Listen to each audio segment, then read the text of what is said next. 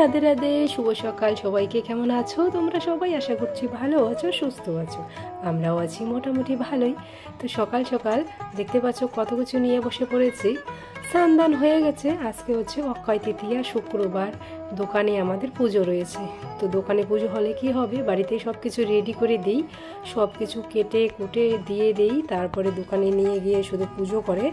আমি তো এবার যেতে পারবো না, তার জন্য বাড়িতেই সব কিছু রেডি করে দিচ্ছি। তাছাড়া প্রতি বছরই বাড়িতেই রেডি করে তারপরে দোকানে নিয়ে যাই। আর দেখো এদিকে সকাল সকাল গোপুসোনাকে একটু উঠে দিলাম, যেহেতু এখন অনেক সকাল, স্নান এখন আর করালাম না। গোপুসোনাকে পরে স্নান করাবো। তো সমস্ত জামা কাপড় চেঞ্জ করে দিয়ে ভিজা কাপড় দিয়ে একটু গা হাত পাগুলো মুছে দিয়েছি। আর দেখো একটু সাজুগুজু করে এখন বসিয়ে দেবো। শুভ অক্ষয় তৃতীয়া সবাইকে, শুভ অক্ষয় তৃতীয়ার অনেক অনেক শুভেচ্ছা রইল সবার প্রতি। তো আমার গোপুসোনাকে ওইদিকে সিংহাসনে বসিয়ে দিলাম। এখন চলো এক এক করে সব কিছু গোছগাছ করে নিতে হবে, ঘরের পুজোটাও দিতে হবে। তো চলো দেখো, এদিকে সাবু আমি করে রাখলাম, ভিজিয়ে রাখলাম। এটা ততক্ষণে একটু ভিজবে, তারপরে একে একে ফলগুলো সব বানিয়ে নেব। সুজিত পুরো কায়স্থ নামে এক আইডি থেকে, উত্তরপ্রদেশ থেকে দেখছে। তো তুমি দাদা ভাই না দিদি ভাই, আমাকে অবশ্যই কমেন্ট করে বলবে। তুমি অনেক কয়েকটা ভিডিও দেখেছো আমার, তারপরে বলেছো যে আমার পুজো করা কাজকর্ম সবই খুব ভালো লাগলো। ভালো লাগার থেকে তুমি আমাকে নতুন বধূত্ব করলে, আমার ভিডিওগুলো দেখছো। আমার সোনামার জন্য অনেক ভালোবাসা। আর জিজ্ঞাসা করেছিলে যে আমার সোনামার কি হয়েছে, মানে তুমি যেহেতু নতুন তার জন্য হয়তো বুঝতে পারোনি। আমার সোনামার হচ্ছে কি বলবো, 6 বছর বয়স চলছে, এখন ওই পর্যন্ত কিছু বুঝতে পারে না। মোট কথা বলতে গেলে সোনামার পুরো ব্রেনটাই ড্যামেজ হয়ে গেছে, তার থেকে হাঁটা চলা কথাবার্তা কোনো কিছুই বলতে পারে না। এই হলো ব্যাপার। আর আমার ডেসক্রিপশন বক্সে পুরো একটা লেখা আছে, তোমরা চাইলে পড়তে পারো, বুঝতে পারবে সেখানে কি সমস্যা।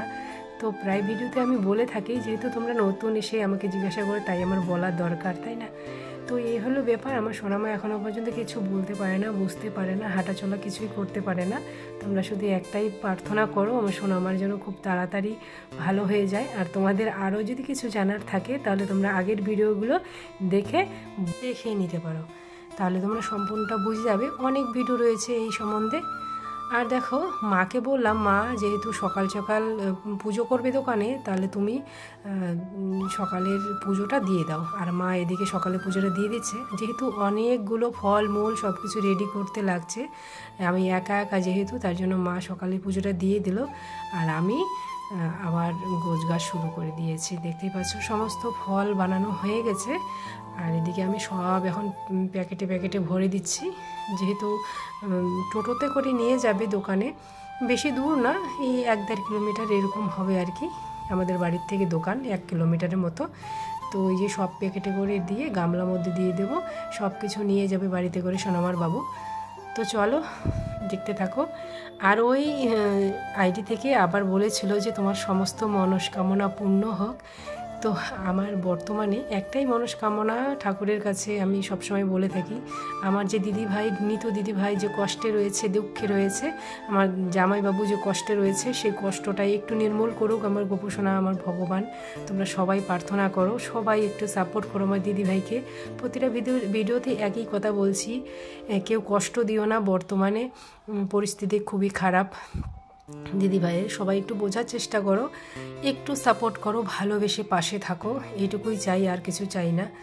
দিদিভাইকে ওই পরিস্থিতি থেকে আমাদেরকে বের করতে হবে। তো প্রতিটা ভিডিওতেই একটাই অনুরোধ, তোমরা সবাই দয়া করে আমার দিদিভাইয়ের পাশে থাকো। আর হচ্ছে কমলধারা আইডি থেকে রূপা বোন বলেছিল যে আমি নিতুদির ভিডিও দেখা শুরু করেছি। তো তোমাকে অনেক অনেক ভালোবাসা দিদিভাই।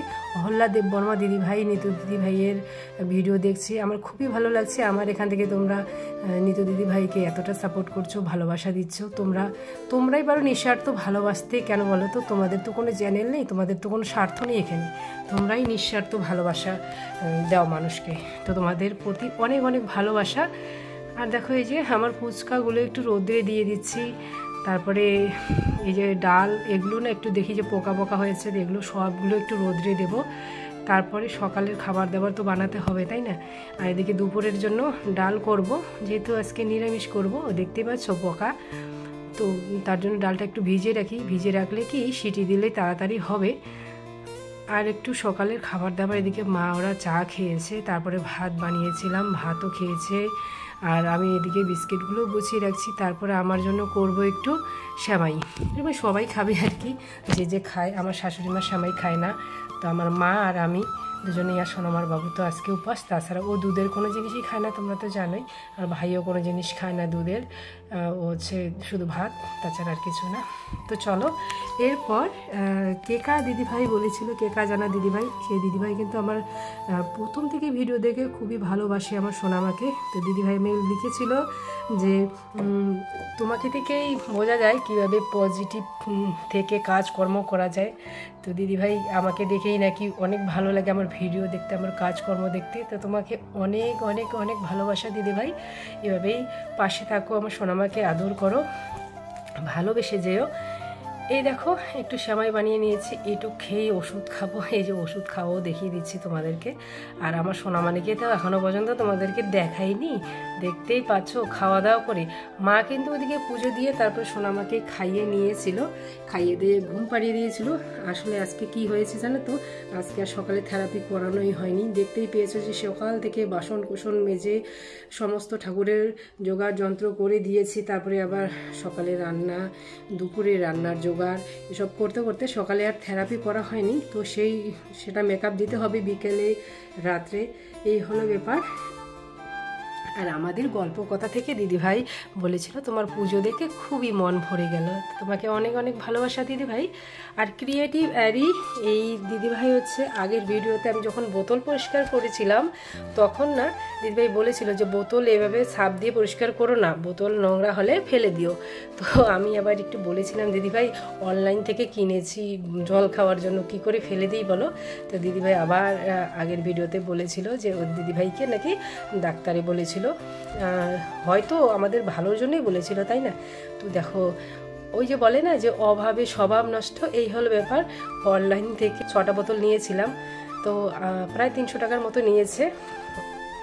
তো বোতলগুলো যখন একটু নোংরা হয় তখন এরকম করে পরিষ্কার করে এসে করি। তো কি করব বলো, বোতলটা কি আর ফেলে দেবো? ইচ্ছে করবে বলো তোমার? আমরা এই রকমই করি, তার জন্য মনে এত রোগে ভুগি আমরা। তো যাই হোক, তুমি খারাপ কিছু মনে করো না দিদিভাই, তুমি হয়তো ভেবেছো যে আমি বোধহয় রাগ করেছি কি এসে, তার জন্য আবার পরে তুমি কমেন্টটা করেছো। আমি জানি তুমি প্রতিদিন ভিডিও দেখো, সোনামাকে খুব ভালোবাসো। তো যাই হোক, তোমাকে অন্তর থেকে অনেক অনেক ভালোবাসা, আমার ভালোর জন্যই তুমি বলেছো। কিন্তু ওই যে বললাম অভাবে স্বভাব নষ্ট, মানে একটা বোতল যদি ফেলে দেই ভালো বোতল, আবার তো কিনতে হবে, তাই না। তো যাই হোক, এই দেখো আমার সোনামানিকে স্নান দান করিয়ে এখন বসিয়ে রেখেছি। আর রান্না ওদিকে দেখতেই পেলে, রান্নার কথা তো বললামই না, কি কি রান্না করেছি। ডাল, উচ্ছে ভাজা, আর হচ্ছে আলু সোয়াবিনের একটু মাখা মাখা তরকারি, এই হচ্ছে আজকে নিরামিষ রান্না বাড়া। আরে বিকেলও হয়ে গেল, খাওয়া দাওয়া কিন্তু হয়ে গেছে। এখন ওই যে বাকি কাপড় চোপড়গুলো ঘরে নিতে হবে, তারপর বিকেলের কাজকর্ম আর কি। একটু কিন্তু রেস্ট নিয়েছি। তো আমার এই যে কাজের রেলগাড়ি চলতেই থাকে একটার পর একটা। আর আমি এদিকে যদি একটু বাইরে বের হই, আমার গরুগুলো আমার দিকে তাকিয়ে থাকে আর হাম্বা হাম্বা করতেই থাকে যতক্ষণ একটু খেতে না দিই। আর আমার শাশুড়ি মা ওদিকে দেখতেই পেলে বাড়ি চলে এসেছে 2 দিন আগে। তো তোমাদেরকে একটু বলে দিলাম, তোমরা তো জানো এতদিন আমার শাশুড়িমা বাড়িতে ছিল না, আমার বাবার বাড়িতে গেছিলো, তারপর দিদিদের বাড়িতে কয়েকটা দিন ঘুরে আসলো। আর এই যে বিকেলের কাজ প্রতিটা দিনই একটু উঠানের মধ্যে জল না দিলে না আর হয় না, মানে এমনই অবস্থায় এতই ধুলো বালি উঠতে থাকে, আর সেগুলো না ঘরে যায়। আর ওই যে সুজিত পুরো কায়স্থ আইডি থেকে না আবার কমেন্ট করেছিল অন্য আরেকটা ভিডিওতে, তোমার বাড়িটা খুব সুন্দর। তো আমাদের গ্রামের বাড়ি না এরকমই হয়, বিশাল উঠান চওড়া। আর যেহেতু আমরা যে ঘরে থাকছি না ওই ঘরে এখনও পর্যন্ত বারান্দা আমরা দিতে পারিনি, তো দেব, একটু সময় লাগবে। যেহেতু আমরা সোনামাকে নিয়ে এই তো 4-5 মাস হয় আর কি, যে আমরা ব্যাঙ্গালোরে গিয়েছিলাম, সেখানেও তো একটা অনেক মোটা টাকা খরচা হয়েছে, তাই না, নাহলে তো হয়ে যেত। তো সেসবের থেকে আমার সোনামাকে বাইরে নিয়ে গিয়ে ট্রিটমেন্ট করাটাও জরুরি ছিল। তো আমরা তার জন্যই বারান্দা দিতে পারিনি। তো কোনো ব্যাপার না, দেবো আস্তে আস্তে। তোমাদের ভালোবাসার সাপোর্ট থাকলে, আশীর্বাদ থাকলে সবই হবে। আমার গোপুসোনার আশীর্বাদের হাত যদি আমার মাথার উপরে থাকে, তো তোমরা এটুকু প্রার্থনা করো। আর আমার মনে হয় বারান্দাটা দিলে মনে হয় আরও একটু ভালো হবে দেখতে বাড়িটা। তো বারান্দাটা ছাড়া না ভালো লাগে না, কীরকম দেখা যায়। আর দেখো আমার বরমশাই, আজকে আমি এই ক্লিপটা দিয়ে দেবো ওকে। আমি বলেছিলাম তুমি আমার ভিডিও ক্লিপ নষ্ট করছো, তো এই ক্লিপটা কিন্তু আমি দিয়েই দেবো। তো ওই যাই হোক, পিছনটাই দেখে নাও। আর আমার বোন, শিল্পী বোনও, ও তো বলতেই থাকে জামাইবাবুকে কবে দেখাবে কবে দেখাবে, অনেকেই বলে। তো অনেকেই তো জানে না যে আমার বরমশাই ক্যামেরার সামনে আসতে চায় না, আর ও বেশিরভাগ বাড়িতেই থাকে না। আর দেখো আমার মেয়ের ড্রেসটা আলাদা দেখছে তো, এমন রাগ উঠেছিল জানো তো, কাস্তে কাস্তে মানে এতই রাগ উঠেছিল, কিন্তু উল্টি করে দিয়েছে যা খেয়েছে সব কিছু। এই যে মুখটা চটকাতে থাকে, এই করতে করতে রাগ উঠবে, তারপর সব বের করে দেবে।